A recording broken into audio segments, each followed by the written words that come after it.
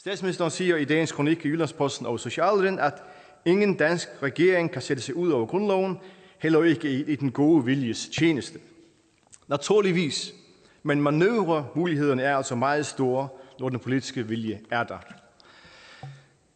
Grundloven er ikke, har det vist sig gennem historien, den er ikke et bur af stål. Den har vist sig at være som en harmonika, og hvis den skal rumme et fællesskab, hvor alle kan føle sig til rette, så må den trækkes helt ud. Det er vigtigt, at man vælger det politiske, pragmatiske spor, som har ført os så langt sammen, i stedet for det juridiske spor, som så ofte har voldt problemer. Det bærende i fællesskabet må naturligvis være de politiske, de økonomiske, de sociale og de personlige muligheder, og ikke de juridiske begrænsninger.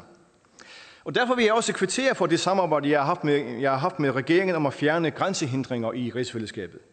For eksempel er det nu muligt at få tildelt CPR-nummer, selvom man bor på Færøerne.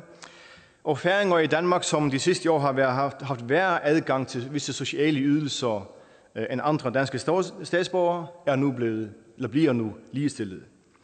Jeg kvitterer også for regeringens velvilje i forhold til mine forslag om medfinansiering af dansk-færøske projekter. Jeg kvitterer i det hele taget for de ikke så få flueben, vi har fået sat siden sidst vi havde den her debat.